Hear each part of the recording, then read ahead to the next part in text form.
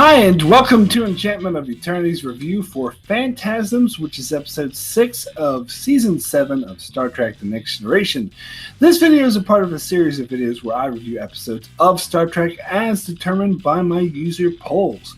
This episode won the latest poll, and that is Phantasms. So Phantasms is the episode where Data has nightmares that disturb him, but these nightmares become a problem when he experiences waking dreams, including one in which he repeatedly stabbed Counselor Troi. However, by examining Troy's wounds, Dr. Crusher is able to detect an infestation of interphasic organisms that are slowly killing the crew.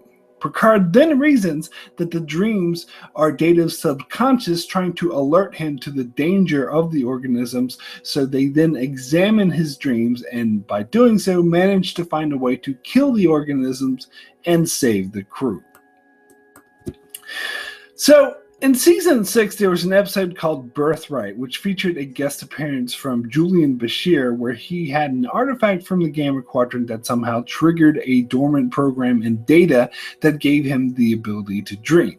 And this episode marks the only time where that aspect of Data's character was followed up on. In fact, I do get the impression that this episode was constructed around the idea of making an episode about Data's dreaming, and I would in fact call it a success, as I say they actually managed to do something interesting with it.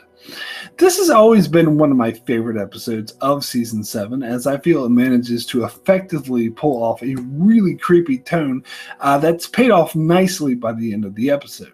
I traditionally love stories about someone's subconscious trying to alert them to what's really going on and how things aren't really what they appear.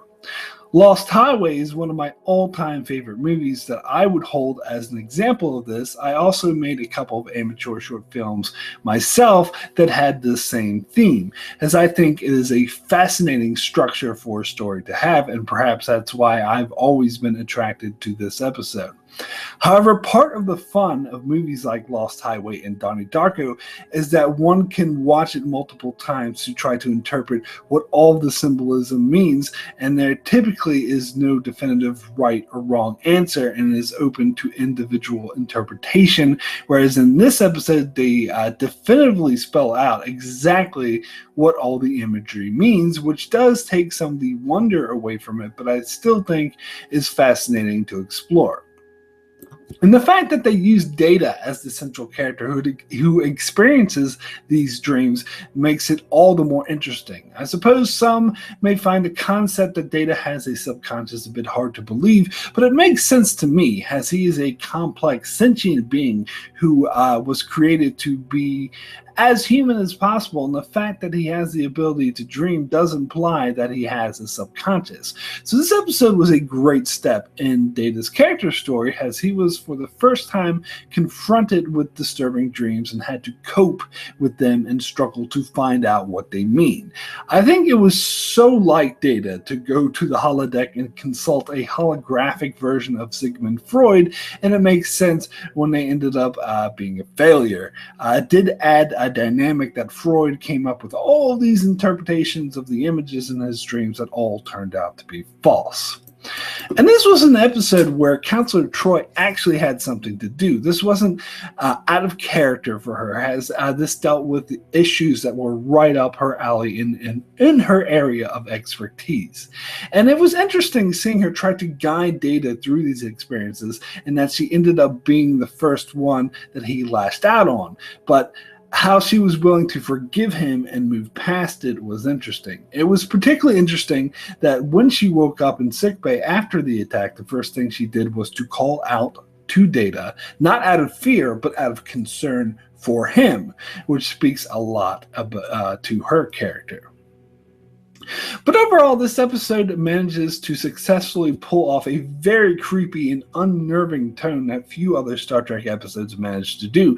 In fact, most that try fail miserably. First, we get the disturbing, bizarre dream images, which I think are executed extremely well as they set the stage for the episode being unnerving. But things get even worse when Data starts seeing a mouth on Geordi's neck and then answers a ringing telephone from inside him when he should be awake. And the attack on Counselor Troy was particularly an effective horror scene in the way it was filmed and presented. It was quite suspenseful and creepy. But the creepiest aspect of this episode to me is the interphasic organisms, as Crusher said, that they would eventually turn the crew into piles of dust, essentially, as their bodies would lose cohesion. To me, that is one of the scariest horror villains I've seen in any film or show, as they are invisible organisms that feed on people, kind of like leeches or ticks, which I have a particular disgust or even fear of. So this creeped me the fuck out, especially when we see what they look like and we see that they're already on Riker and Crusher, slowly eating them and disintegrating them. Their bodies is really scary stuff. And the fact they're slowly dying from this unseen, disgusting looking creatures that they need a special scanner to even see, I just find particularly an unnerving horror story, much more so than most other stories in Trek that attempted to do the same thing. And I felt the backstory of how these creatures got there, which was through the installation of a new warp coil that was made on an alien world using a new interphasic method, which inadvertently attracted these creatures, all made perfect sense. And overall, I would say the story of the episode was constructed very well. And the specific imagery we see in the dreams also contribute nicely to the overall eerie feel of the episode, such as Crusher drinking from a straw coming out of Riker's head, having Counselor Troy turned into a cake that everyone is eating, and the weird telephone ringing inside of Data. Now, the straw and the cake obviously allude to the organisms that are consuming the crew's body. And again, allow me to shiver because that's creepy as fuck. And of course, when asked what type of cake it is, Worf calls it a cellular peptide cake, which ends up being a big clue as the creatures are consuming the cellular peptides from the crew. So I do love the way this all fits together. Also, I have to applaud the technical aspects of this episode as well, which was apparently directed by Patrick Stewart, which actually surprised me, and I'm really impressed because this episode uses some really interesting cinematography, including wide lenses and a lot of moving shots that add to the bizarre feeling of being in a dream that's used quite nicely, as is the use of sounds, which all contribute to what it's like to be in a dream, so it all works pretty well. But in particular, I want to compliment the music, and it did make me realize that, in my opinion, the music in The Next Generation was at its best in the 7th season. It seems to me they perfected the music throughout the years that the show was on, and it was at the height in the final season of the show. Made me realize that is a strong contributing factor to why I like certain episodes of season 7 as much as I do, as I feel the music really elevates them and helps to sell effectively what is happening in the episode and get me to feel what the episode is attempting to give me to feel. In the case of this episode, it's the sense of eeriness and urgency, and also the bizarre nature of the dreams that the music really helps sell, and in a very powerful way. Particularly the music used whenever the workmen appear. If it's been a long time since you've seen this episode, I'd encourage you to watch the scenes with the workmen again and listen to the music to hear what I'm talking about. It was very dreamlike, yet suspenseful. Just an amazing piece of music and fiction, and I have no doubt it was a huge contributing factor to why this episode was so memorable for me. But not only was this episode effectively creepy, it also managed to incorporate a few moments of very effective humor. In fact, this episode features what is, in my opinion, one of the funniest scenes in the entire show. And I'm, of course, referring to the scene where Data asks Worf to care for his cat, Spot. This is something I and my ex-wife used to quote all the time to each other, particularly when Worf says, "Spot, come here." In fact, I used to call my dog the same way sometimes, and I'd say, "Falafel, come here." Yes, I used to have a dog named Falafel, but that's me. But eventually she did actually come when I called her like that. But anyway, the whole scene was hilarious. Granted, it was a bit out of character, and it was, some stuff was done just for silliness sake, but it was so funny I don't care.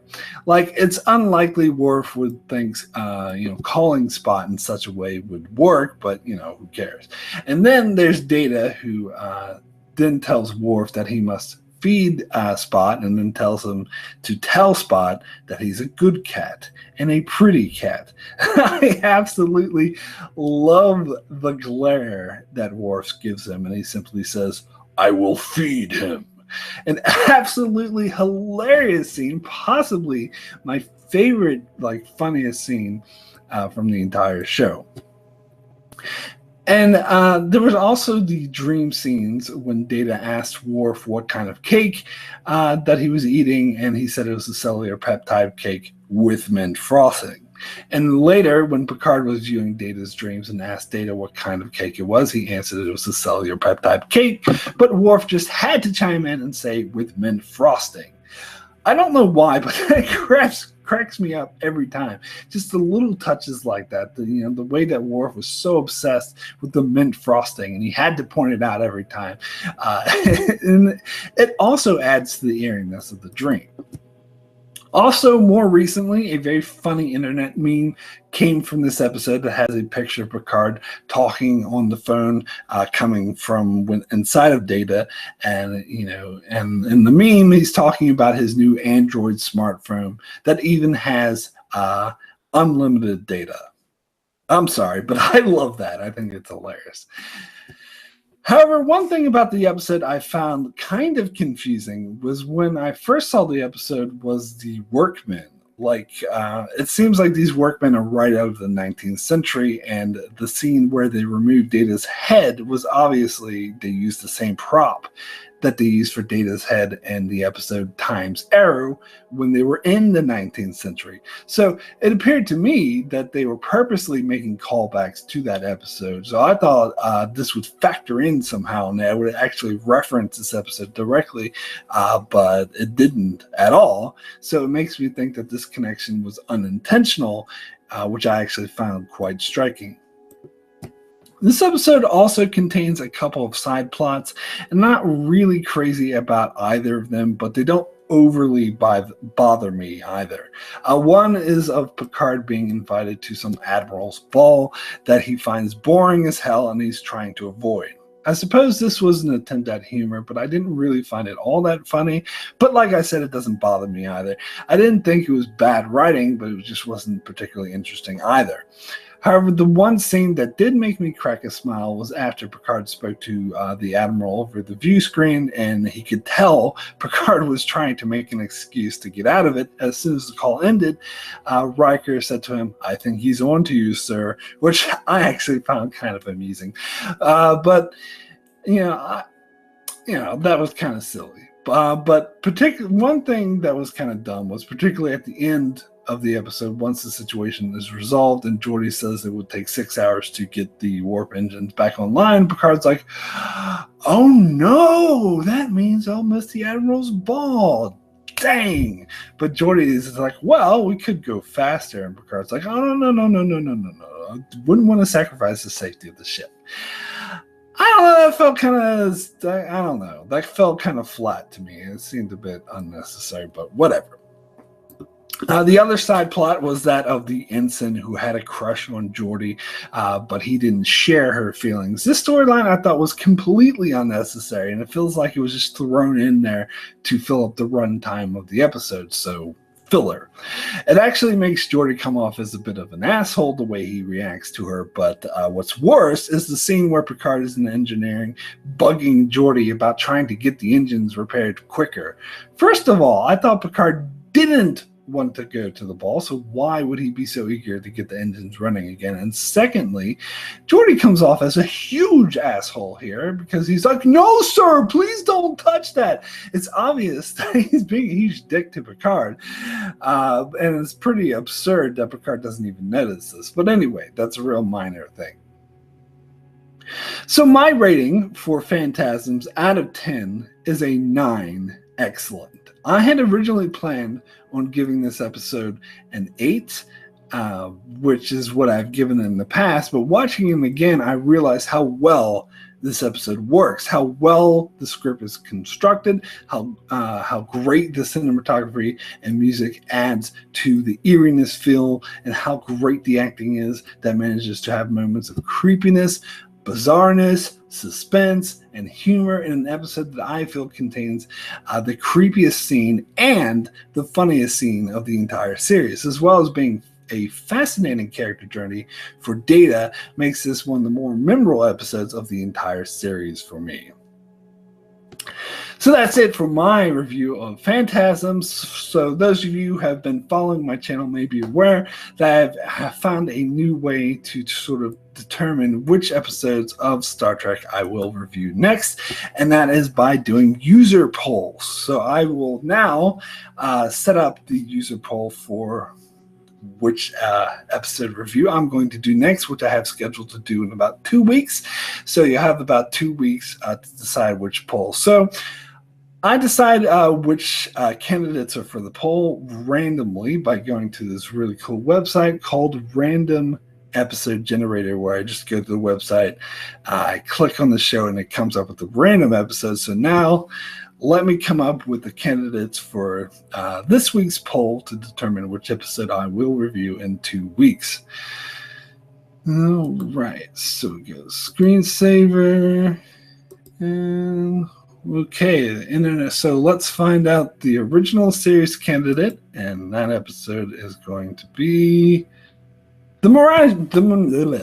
pronounce it correctly, the Menagerie. It says the Menagerie Part 2, but since it's a two-parter, I would review both parts of the Menagerie, which is actually a pretty good pick for the original series. I did put this in my top 10 favorite episodes of the original series. It was a personal favorite of mine. It says, at Spock's court-martial, he explains himself with mysterious footage about when Captain Pike was kidnapped by powerful illusion casting aliens. So basically, this was the original series way to include the original failed pilot, The Cage, into the current storyline of the show, which I actually thought they managed to do really nicely. So yeah, that's your original series episode. Now we'll go to Next Generation. Next Generation is Homeward, another season 7 episode. This is another one of my favorite season 7 episodes. I really thought this was probably the most powerful episode they did about the Prime Directive, and it's very sort of controversial. So in an effort to preserve a race of people on the planet being bombarded by storms that would kill them, Worf's foster brother violates the Prime Directive, leaving the Enterprise crew in a difficult position. Basically, he takes them on board and into the holodeck and makes them think they're still in the world. Really cool. I really like this episode. Okay, so let's go for Deep Space Nine. Well, your option is Rocks and Shallows. Ooh, this is from the Deep Space Nine station takeover arc in season 6. Now some people love this episode, and this is one of their favorites of the arc. For me, it's not. I don't think it's one of the best of the arc, but I do think it's a really good episode. It's when Sisko and the others are trapped on the planet with these Jemadar and the slimy Vorta. It's an interesting episode, so if you want me to review that, I'll do that. And so then we get to the Voyager option. Voyager is Drive. Oh my god.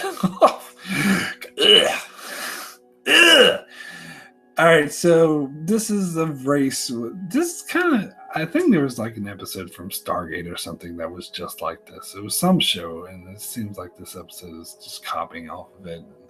Paris enters the Delta Flyer into a race. I think this is the episode Paris and Taurus get married, and if you watch my Voyager reviews now, I can't stand the Taurus-Paris relationship. I thought it never worked out. Freaking space racing. Oh my God. So if you want to hear me trash an episode, then you can choose this one. Although I don't want to have to endure it again. But oh God, I'll have to watch it soon anyway for my season 7 Voyager review. But God, that episode sucked. Okay, so then we go to Enterprise, which I do the old-fashioned way, through the random number generator. So let's see what season 2 again. Oh fuck.